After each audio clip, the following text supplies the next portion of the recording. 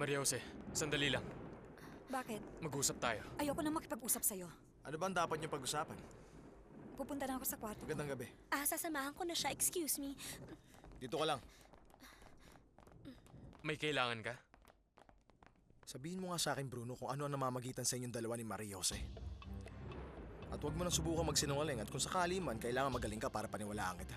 Wala akong sasabihin sa'yo. Sigurado akong meron. Sabihin mo na.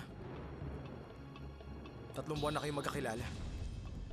Tumira ka sa isang apartment sa Zaki at ginamit mo ang pangalan ko. Binayaran mo rin ng judge na nakapagtataka naglaho at biglang nasa bakasyon. Gaya ng ibang tao may kinalaman dito, wala na sila. Nakakuha ka pa ng marriage certificate sa pangalan ko at ni Maria Jose. Pagkatapos, ikaw ang utak sa isang aksidente sa trailer na sa kabutihang palad nakaligtas ako. Pero may namatay na inosente. Wala akong kinalaman dyan. At wala kang ebidensya para akusahan ako. Talaga? Sige, wala pa akong hawak na ebidensya. Dahil nawala ang registration book at sigurado ako, Bruno, na hindi ko pirma ang nandun. Pero hindi yun dahilan para magdalawang isip ako sa mga nalaman ko. Alam mo, kasama ng alaala mo, nawawala ka na rin sa iyong sarili at gusto mo akong siraan dahil galit ka. Gumagawa ka ng paraan para ako'y sirain. Pinagtangkaan mo akong patayin. Sana nga! Sana nga namatay ka na! Para ako nang maging pinakamasaya, makita lang kitang patay na! Anong nangyayari dito? Bakit nag-aaway kayo? Dahil ang taong tumama, Binabalaan kita. nagwawala na siya at inaakusahan ako. Tumahimik ka at huwag kang magkakamaling magsalita kay Mama. Nagseselos lang siya dahil hindi siya pinapansin ni Maria Jose at iniisip niyang kasalanan ko yun. Hindi ko kasalanan na ayaw sa'yo ng iyong asawa. Bruno,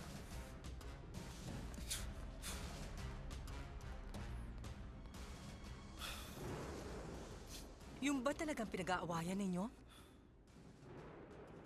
Basta lang nagsiselos ka sa kanya? Anak, sagutin mo ko. Gusto ko nang umalis si Bruno sa bahay na to. Maria Jose, buksan mo to, bilis! Maria Jose, buksan mo to! Mahalaga to, bilis! Bakit na naman ba? Kapag nagtanong si Alejandro sa'yo tungkol sa akin, sabihin mo sa kanya, nagkakilala lang tayo dito at wala ka nang ibang sasabihin pa sa kanya. Bakit? May nalalaman ba siya? Wala, nagsususpecha lang pero wala siyang ebidensya. Wala siyang pruweba. Pero... At kahit ano pang pilit ang gawin niya sa'yo, wag na wag kang magsasalita. Samantalin mo na rin pagkakataon para bukas na bukas din masimulan ang proseso ng diborsyo. Pero ano bang nangyari, Bruno? Gawin mo na lang kung anong sinasabi ko sa'yo kung ayaw mo makulong kasama ng tatay at kapatid mo. Naintindihan mo? Pwede kanyang pilitin at sabihin na wala siyang gagawin laban sa inyo, pero huwag kang maniwala sa mga sinasabi niya.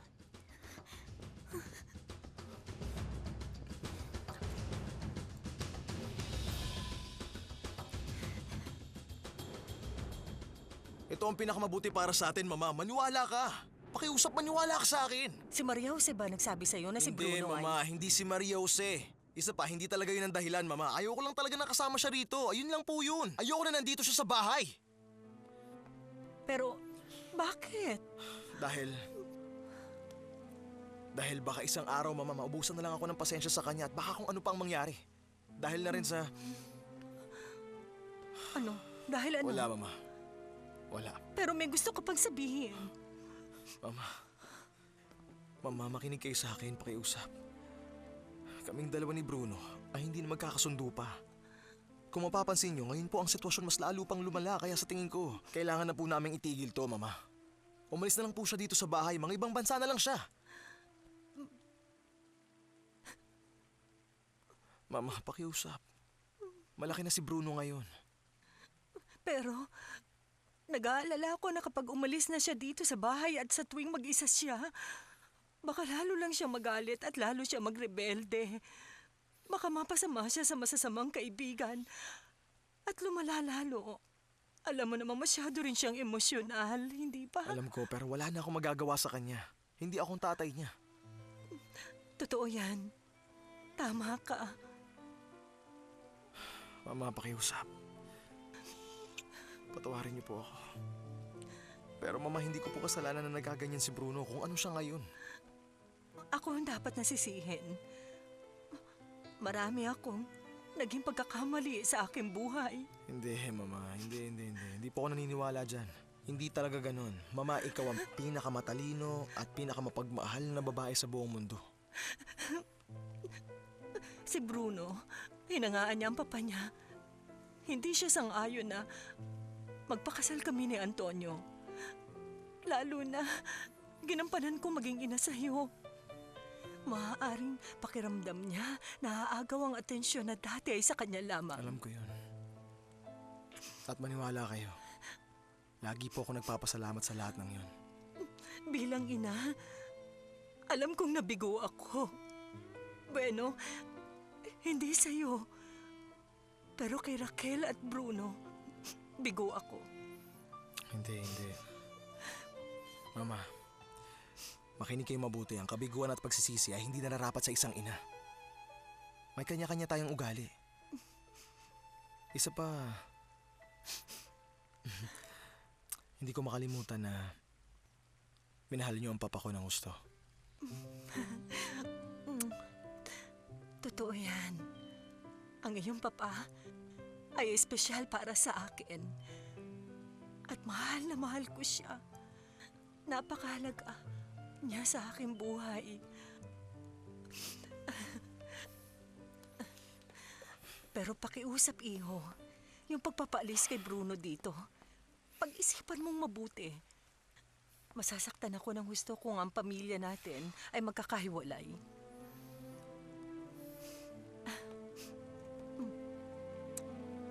Magandang gabi, iho. Magandang gabi, Mama.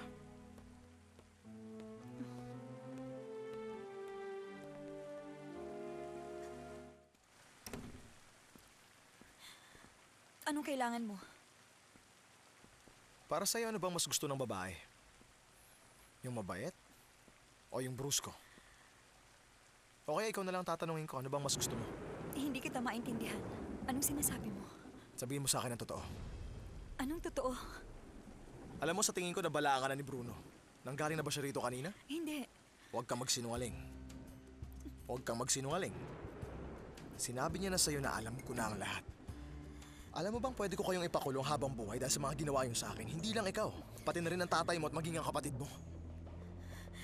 Pero alam mo kung sakaling sasabihin mo sa akin ang totoo, Maria Jose, baka pag-isipan ko pang pagbigyan kayo. Kailangan niyo pang iplano ni Bruno na gawin to? Paano kanya nakumbinsin na maging asawa ko? Matagal mo na ba siyang kilala? Huwag mong ubusin ang pasensya ko! Sabihin mo sa akin kung anong nangyayari, Maria Jose! Ano? Ano ba napag-usapan niyong gawin ni Bruno? Maria Jose! Maria Jose, saan ka pupunta? Maria Jose, anong ginagawa mo? Ano ba kasing balak mo gawin, Maria Jose? Gusto mo ba magkasakit at mamatay? Oh, gusto ko mamatay! Gusto ko mamatay! Maria Jose, wag mo sasabihin yan. Huwag mo sasabihin yan. Hindi ko hahayaang mamatay ka dahil sa taong yun. Hindi, wala akong nagagawang kasalanan. Malalaman natin. Malalaman din natin ang totoo.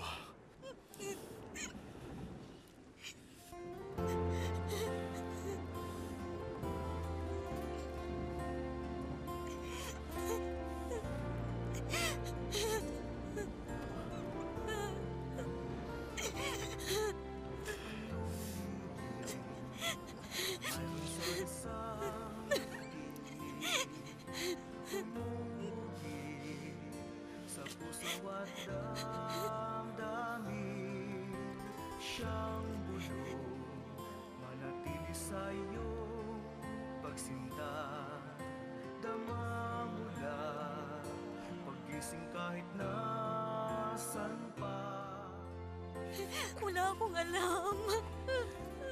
Teka, Maria Jose, huminahon ka. Huminahon ka lang. Teka, alisan mo muna ang damit mo. Hindi. Hubarin mo yan o ako mismo mag-uubad yan sa'yo.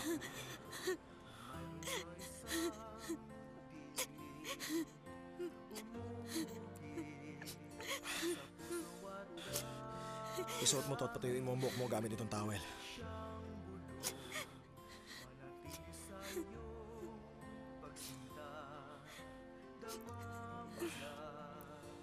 Sige na, magsalita ka na. Pinakasalan ko si Bruno nang alam kong pangalan niya ay Alejandro Lombardo.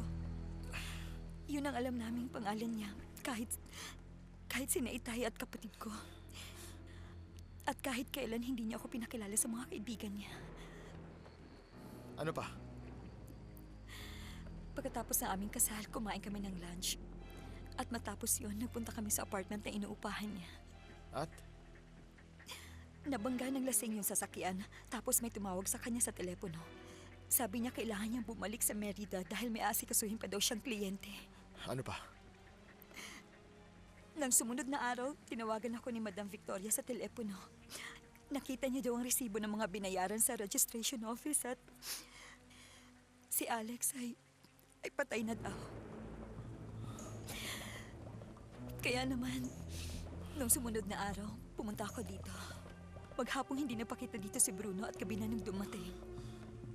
Diyos ko, Maria Jose, pero bakit? Kailan mo pa nalaman ang totoo? Ba't wala kang sinabi sa Kasi akin? natatakot ako. Sinabi niyang ipapakulong niya kami. Sinabi niyang inayusin ang lahat kung saan kami lang ang sisisihin. Kaming ididiin niyang may kasalanan.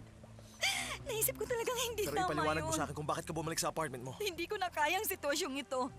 Niloloko ko ang lahat ng tao. Kaya sinubukan ko tumakas. Pero sinundan ako ni Bruno. Tinakot niya ako at bumalik ako dito. Sabihin mo nga sa akin. Mahal ka ba ni Bruno? Yun ang sinabi niya. Pero sa tingin ko, hindi totoong mahal niya ako tulad ng lagi niya sinasabi. Eh, ikaw? Oo, noon, minahal ko siya. Pero hindi na ngayon.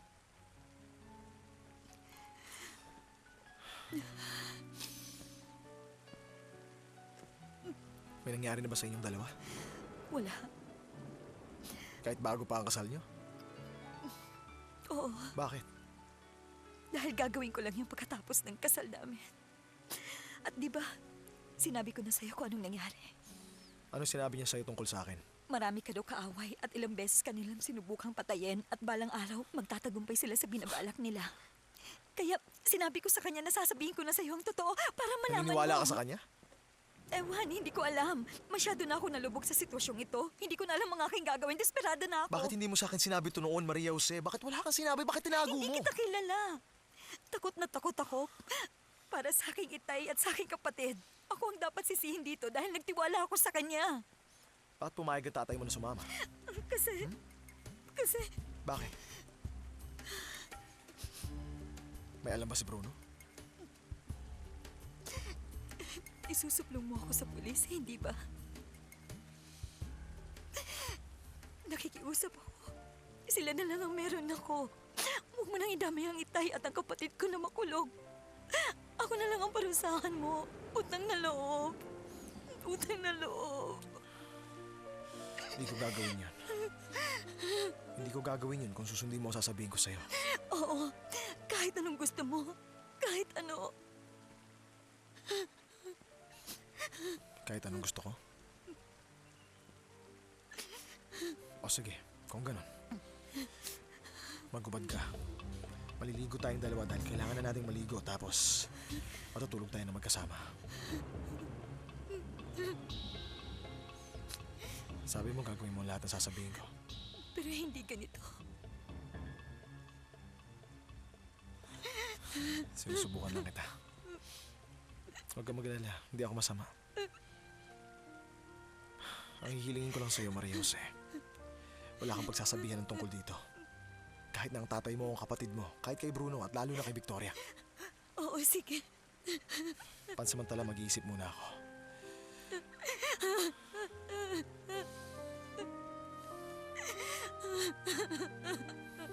Tama na. Ang sama na siguro ng tingin mo sa akin, ano? Problema ba sa iyo? Oo, sobra. Pwede na ba ako umalis?